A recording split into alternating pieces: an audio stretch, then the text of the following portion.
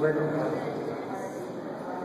este es el PowerPoint que se presentó el día de hoy. Obviamente la explicación fue sustentada por el doctor en Derecho Manuel Fuentes Muñiz en una condición técnica de leyes, de reglamentos, de pactos, de constituciones, obviamente a nivel nacional e internacional. Y fue en conferencia de prensa, por tanto el sustento tenía que ser mucho muy superior, ¿verdad? Por lo que ahí se manejaba, el documento se llama las razones para el amparo contra las reformas al artículo 3 y 73 constitucionales. Doctor en Derecho Manuel Fuentes Muñiz, marzo 2013.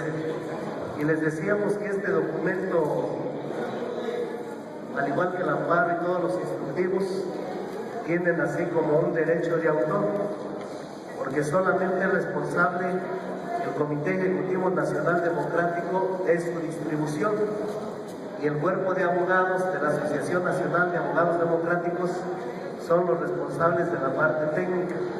Y en esta cuestión es que se ha estado trabajando con esa responsabilidad y no puede darse indiscriminadamente por todo el mundo, pero esto hay que distribuirlo ya masificadamente. Y aquí estamos hablando entonces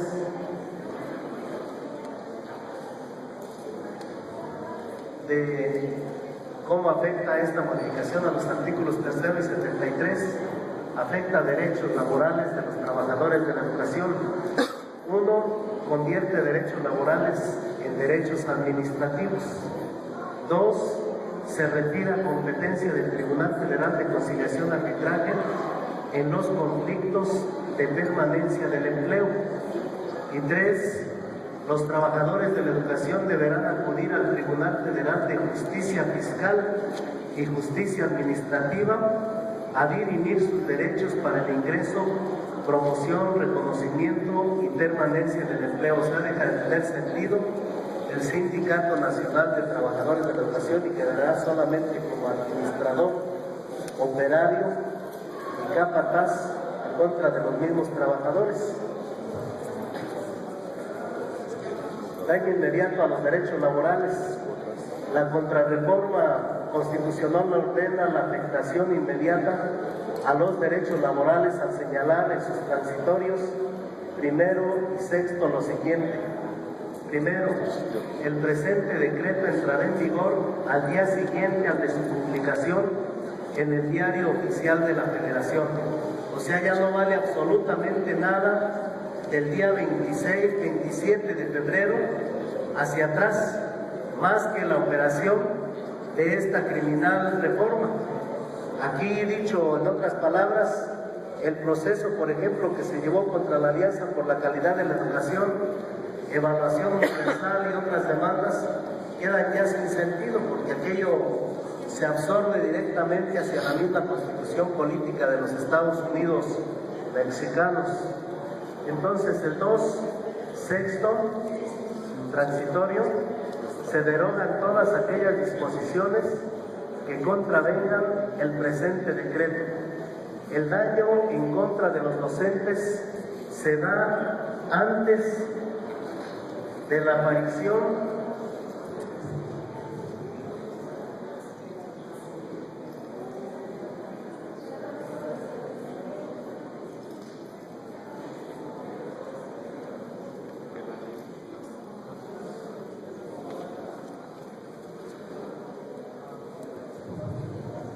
como muchos dejen revisar ahorita con la compañera. El daño en contra de los docentes será antes de la aparición. En este caso mencionaba algo así de las leyes reglamentarias que según estaban esperando el Mester Gordillo Morales y alguna gente misma de los contingentes democráticos, y que sería gravemente permitir que se diera el paso de la aplicación de la reforma y esperar sumisos a la cuestión de las leyes reglamentarias. Por eso urgentemente se requiere detenerlo en el plazo que tenemos hasta el día 12 del mes de abril. Prescinde de la representación sindical. Con sindicatos el trabajo es más seguro. Uno, anula la bilateralidad de las relaciones laborales. Anular esto sencillamente lo que te dice es que quedas tú a merced del patrón, que no haya quien te defienda y el sindicato ya no tendría esa calidad de defensor de nuestros derechos.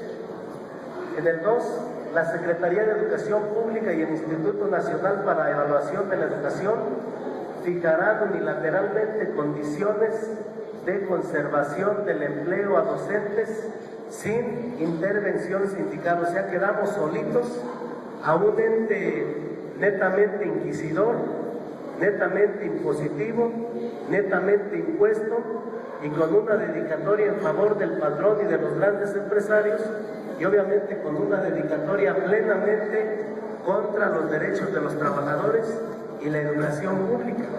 Esa es la condición que se da en este proceso que tenemos aquí. Derechos administrativos por laborales. Crea la figura del servicio profesional docente en el artículo 73 o las modificaciones que se hacen al artículo 73 constitucional. Desconoce los derechos del trabajador docente con plenos derechos laborales.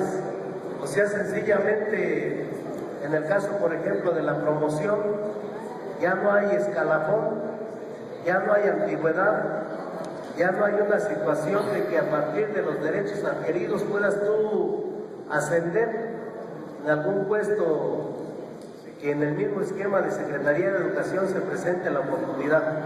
La competencia será terrible entre los trabajadores de la educación que quedemos aún con algún derecho. Y obviamente aquí lo que encamina que generalmente los nuevos puestos de dirección estarían prácticamente sujetos a puestos de confianza. Ya no serían en una condición de participación con clave indefinida, sino serían absolutamente en la condición de también ser despedidos cuando el patrón así lo determine. Prescinde de la representación sindical. Ahorita que terminemos pasamos a preguntas, ¿no? Vayan haciendo las anotaciones para las preguntas si gustan. Prescinde de la representación sindical.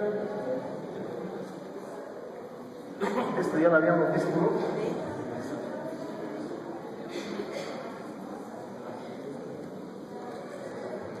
Se desconoce la estabilidad laboral, por eso está ahí como caída la T. Ya no habrá estabilidad absolutamente de ningún tipo. Estamos sujetos a que el patrón determine por nosotros, por los instrumentos creados y las condicionantes que habrán de presentar al plazo de los 6 meses a partir del día 27 del mes de febrero. Cuenten 6 y se convierte al inicio del ciclo escolar 2013-2014. Fracción 11 del artículo 123 constitucional, apartado B. Los trabajadores solo podrán ser suspendidos o cesados por causa justificada en los términos que fije la ley.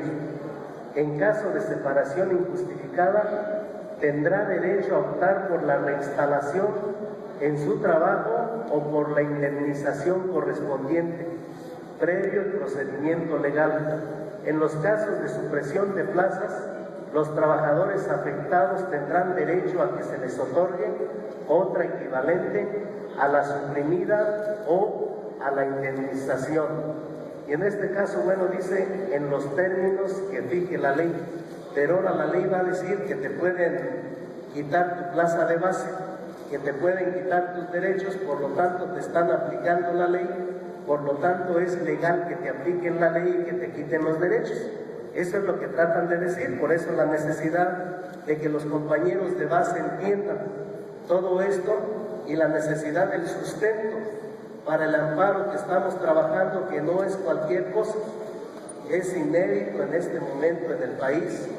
Y bueno, hemos tenido, les decía yo anoche a los compañeros, hoy en la madrugada, peticiones de grandes analistas para tener opiniones que seguramente van a ir apareciendo en estos días en el debate nacional por este tema educativo.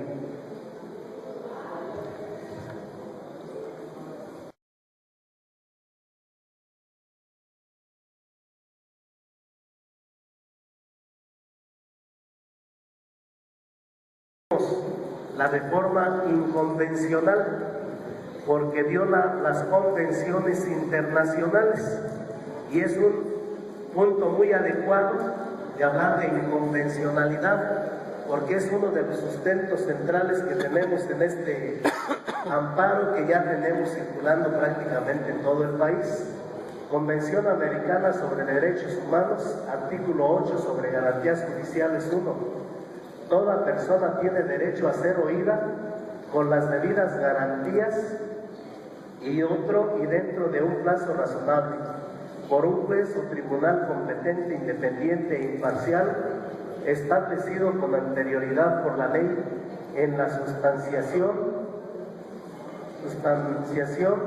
de cualquier acusación penal formulada contra ella, o para la determinación de sus derechos y obligaciones de orden civil, laboral, fiscal o de cualquier otro tipo. Prescinde de la representación. Volvió a regresar, ¿no?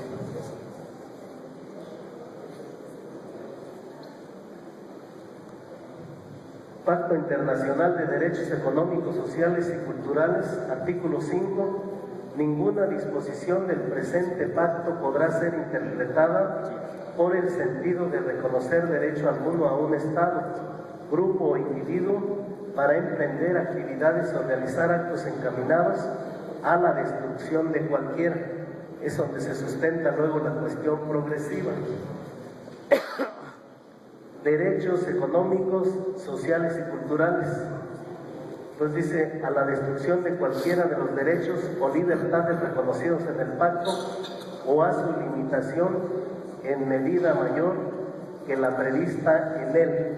O sea, si la condición en la Constitución actual, antes del decreto del 26 de febrero, hablaba de los derechos laborales que tenemos, y si se modifican, no tienen que modificarse jamás hacia atrás, hacia quitar elementos, siempre hacia aumentar beneficios. Y eso es lo que hablan este tipo de pactos que se están utilizando para el sustento de este amparo. Pacto Internacional de Derechos Económicos, Sociales y Culturales, artículo 5, 2. No podrá admitirse restricción o menoscabo de ninguno de los derechos humanos fundamentales reconocidos o vigentes en un país en virtud de leyes, convenciones, reglamentos o costumbres, a pretexto de que el presente pacto no los reconoce o los reconoce en menor grado. Y lo que aquí tenemos, según el artículo 1 constitucional, es la equidad en términos de garantías de la Constitución y de los pactos o tratados o acuerdos internacionales signados por el Estado mexicano. Y en esta condición es esta exigencia del sustento de la demanda. Pero para entenderla también había que leer las 50, 40 y tantas páginas aproximadamente del contenido del amparo. En todo esto desarrollado, cómo se va explicando, cómo se va sustentando. La Carta de la Organización de los Estados Americanos, artículo 46, los Estados miembros reconocen que para facilitar el proceso de la integración regional latinoamericana es necesario armonizar la legislación social de los países en desarrollo, especialmente en el campo laboral y de la seguridad social, a fin de que los derechos de los trabajadores sean igualmente protegidos, y contienen en realizar los máximos esfuerzos para alcanzar esta finalidad. Aquí el sello de la Organización de los Estados Americanos. La Constitución y los tratados internacionales, Constitución Política de los Estados Unidos Mexicanos y el otro documento acerca de los tratados celebrados por México, tienen el mismo rango en la protección de los derechos humanos, o sea, ninguno está por encima del otro, y así están los acuerdos internacionales. Y por eso el sustento que les decía, que las garantías o derechos que tenemos cada uno de los ciudadanos en lo individual y en lo colectivo jamás deben ser a manera regresiva. Es lo que le decíamos a Emilio Chemón, al llegó a amenazar diciendo que se iba a aplicar la ley y se iba a sancionar a quienes la infringieran o a quienes no aplicaran los aspectos de la reforma educativa. O sea que nos iba a echar al bote, pues, o nos iba a cesar, o nos iba a suspender salarios o alguna otra sanción. Y lo que decimos que se ve muy amenazador, así le contestamos, se ve muy amenazador el señor secretario. Solamente queremos decirles que una modificación constitucional está permitido hacerse, pero jamás de manera regresiva. Y que bueno, lea un poquito los documentos en donde nos sustentamos nosotros, ¿verdad? La Constitución reconoce en el artículo 1: los derechos humanos son universales, por lo que ningún derecho puede estar por encima de los tratados internacionales. Derechos humanos para todos. Prescinde de la representación sindical. Ya volvimos a regresar. No sé qué le pasa a esta cosa.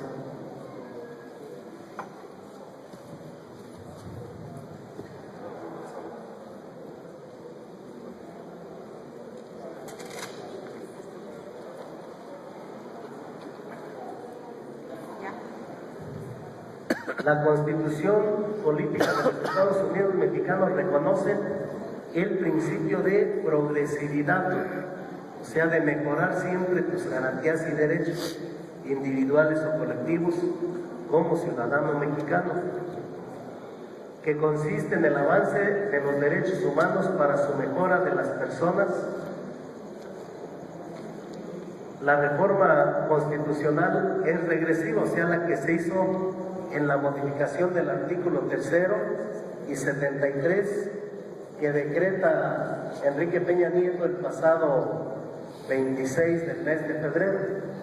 Y por eso cuando ven ustedes la consigna, la reforma educativa regresiva, porque quita los derechos, o inconvencional, porque viola las convenciones internacionales.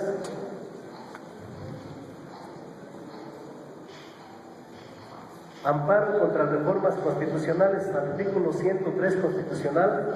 Los tribunales de la Federación resolverán toda controversia que se suscite. 1. Por normas generales, actos o omisiones de la autoridad que violen los derechos humanos reconocidos y las garantías otorgadas para su protección por esta Constitución, así como por los tratados internacionales de los que el Estado mexicano sea parte. O sea, esto lo dice la misma Constitución Política de los Estados Unidos Mexicanos, y por eso el amparo se sustenta en que es contra estas violaciones. No es un amparo contra la Constitución Política de los Estados Unidos Mexicanos, aunque se tome como referente la Constitución, pero es para sustentar el amparo a contra de estos acuerdos, pactos o tratados.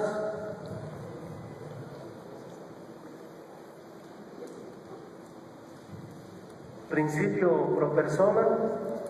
La Suprema Corte de Justicia ha reconocido en jurisprudencia que cuando exista una diferencia entre la Constitución y los tratados internacionales, deberá prevalecer aquella que represente una mayor protección para la persona o que implique una menor restricción. O sea, aquí sigue sustentando que si hay la condición de las competencias en una situación como la que hoy vivimos aquí, se deberá primeramente tomar la que mejora y no la que perjudica. A eso se refiere este espacio. Es una jurisprudencia de la 10ª época, primera sala, algo así de la Suprema Judicatura Federal, algo así quiere decir.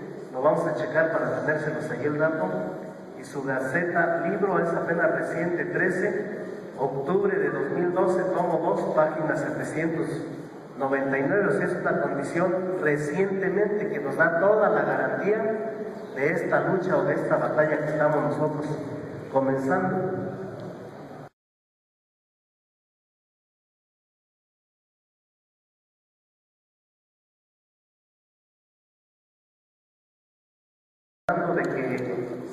La demanda de amparo se presenta en todos los juzgados de distrito en materia laboral que están en el país, que están en todos los estados del país, desde Cancún hasta La Paz. Segundamente, estaríamos hablando de que iríamos, en la condición que así lo requiriera, a los tribunales colegiados de circuito. Terceramente, estaríamos hablando de que la instancia siguiente sería la Suprema Corte de Justicia de la Nación, que entendemos que es el grado mayor de las leyes en México, superior al Ejecutivo o, en este caso, al Legislativo. En ese entendido, aunque en el hecho, bueno, pues esté sujeta o sometida al Ejecutivo, ¿verdad? Pero en esta condición se plantea esa ruta, y en esa misma ruta se estaría planteando la Comisión Interamericana de los Derechos Humanos, que se encuentra en San José, Costa Rica, acá para Centroamérica, y posteriormente estaríamos hablando de la Corte Interamericana de Derechos Humanos, que se encuentra por allá en New York, Nueva York. Y bueno, aquí están los documentos en donde se está sustentando y se plantea esta ruta.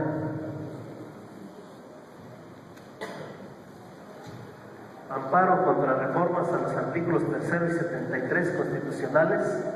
Se publicó decreto el día 26 de febrero de 2013 en el Diario Oficial de la Federación. Vence el día 11 de abril de 2013. Se presentarán en cada uno de los juzgados de distrito de cada estado. Serán amparos colectivos firmados por los trabajadores de la educación. Se acompañará recibo de pago y copia de la credencial del lector. Aquí él nos sugería que especialmente, si era posible, no nos sustentáramos mayormente en las copias cotejadas. Finalmente, bueno, no nos sirve mayormente un recibo, un talón de cheque, y que lo prudente es que mejor se presentara el talón de cheque, aunque, bueno, algunos ya cotejaron por orientaciones de otros amparos que andaban por ahí circulando, pero bueno, ya en cada región estarán viendo las formas de cómo se organizan. Se está hablando de identificar al representante común que vaya en cada uno de los amparos. Se está hablando que si en cada estado fuera posible solo un amparo, aunque fuera con 5, con 10,000, con 50,000 firmas, y ver la manera de la digitalización para su orden, su control, y así ubicar entonces en donde cada quien quede registrado con su firma, que vaya el número de hoja. Solamente sería en la parte final nombre y firma, no va domicilio, no va número telefónico ni otra cosa. Al arranque de la hoja, en la parte de arriba, iría su representante común que ustedes nombren para el amparo que se presente. Se tiene que respetar obligatoriamente el cuerpo de abogados que tenemos allí al arranque de lo que es la primera hoja. Si alguien cambia ese cuerpo de abogados, lo que está hablando es que no va con nosotros.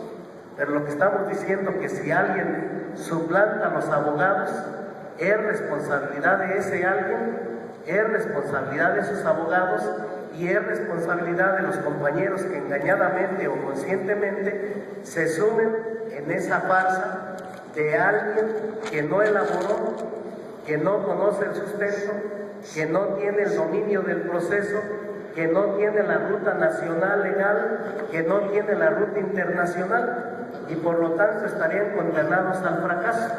Y por eso decimos entonces que ubiquemos que es un paquete completo que se centraliza desde el Comité Ejecutivo Nacional Democrático del CENTE y que se opera a través de todos los compañeros trabajadores en el país de la educación, que se integran los estudiantes normalistas, que se integran los egresados de las escuelas normales que no tienen empleo, que se integran los muchachos del CAM, que se viera la posibilidad de integrar a los muchachos del CONAFE, que se viera la posibilidad de integrar a los jóvenes de la Universidad Pedagógica Nacional, y en esta condición integrarlos de manera normal al amparo. Y en el caso de los padres de familia, estar hablando de las firmas adherentes hacia este amparo de padres de familia, sobre todo que haya avances en muchos lugares de reuniones de padres de familia, porque aquí está viéndose una figura posterior que no tiene plazo, que se elabore y que pueda ser firmada por padres de familia, pero para un sustento mayor, en este caso, ponerla así por delante o junto a la de nosotros. Y estaríamos hablando también que en el caso de los normalistas, los estudiantes, en lugar del talón de pago, recibo de pago o el equivalente, pudiera ser la constancia de estudios de la escuela donde están y la credencial de lector, pero si esta no existiera, se puede suplir con la credencial de la institución donde están en ese momento estudiando. Y al igual los compañeros docentes y no docentes, se está hablando de la condición de la credencial de lector, pero una condición de problema, vale la cédula profesional, vale el título, incluso en un extremo llega a valer su licencia de manejo. Ahí está ese nivel. Y en el caso de los trabajadores de la educación estamos hablando de docentes, de no docentes, o sea, lo que son los administrativos, los técnicos, los manuales, los homologados. Pero estamos hablando también aquí la manera de la integración, porque la afectación es a todos los del medio superior, los bachilleratos, los CONALEP, la Z, la CEBETA, los CITAS, todos esos niveles, los de los compañeros del Instituto Nacional de Antropología e Historia, los del Instituto Nacional de Bellas Artes, los de bibliotecas, etcétera, etcétera, etcétera. Y estamos hablando en todas las modalidades, de educación física, de educación indígena, de preescolar, de primaria, de secundaria, de educación especial, de secundarias generales, de secundarias técnicas, de telesecundarias. O sea, nadie queda exento, para que tengamos claro que es absolutamente para todos y para todas. Y bueno, por eso se está planteando un arranque aquí del formato como un ejemplo solamente. El cuerpo del amparo se les está enviando vía correo electrónico con el instructivo de los juzgados donde están localizados allá en los estados y cómo se localiza su nombre, el instructivo de cómo se hace el llenado del acta y el instructivo político de cómo hay que operar el documento políticamente. Y entonces estamos hablando que cuando se presenta al juzgado se tiene un folio que ahí les dan y ciertos datos que entregan los juzgadores, los juzgados allá en los estados, esa hoja con la cantidad de compañeros que están en ese amparo y con el depósito en la cuenta bancaria del compañero Miguel Guerra Castillo de la Secretaría de Finanzas del Comité Nacional Democrático del CENTE, se corroborará que el compañero se está amparando con nosotros para darle su seguimiento completo en el costo que decíamos de 25 pesos el Comité Ejecutivo Nacional Democrático por compañero, independientemente que cada sección o cada movimiento allá tenga un costo local para el movimiento local del proceso y seguimiento de los amparos en aquel estado. Por ejemplo, ayer me hablaba la compañera de Nogales y decía, oye, acá el amparo lo vamos a entregar en Hermosillo porque es donde está el juzgado. Si alguien conoce Sonora, de Nogales a Hermosillo hay una buena cantidad de kilómetros y hay un proceso para juntar en todo el amparo por la extensión territorial. Me decía que nada más estaban pidiendo los 25 pesos. Yo le dije, si usted tiene mucho dinero, así hágalo, pero si considera que nomás tiene su salario, no le va a alcanzar, así que vaya ubicando cómo va a pedir a los compañeros un poco más. Y no es una cuestión de sobrecargo, porque si un maestro normal, de plaza regular, de medio tiempo, por ejemplo yo de primaria, estoy ganando con mi placita que tengo 4,500, 5,000 pesos, ¿no? Si alguien tiene sus dos plazas, pues súmele el doble del salario, de los impuestos. Pero si está en carrera magisterial, y si además su pareja está en carrera magisterial, es un billetote el que gana, ¿no? Entonces por eso los 50 varos, o los 100, o los 75, los que cobren, solamente les decimos al nacional son 25 pesos. Lo demás es responsabilidad de quien lo organiza localmente. Para que nos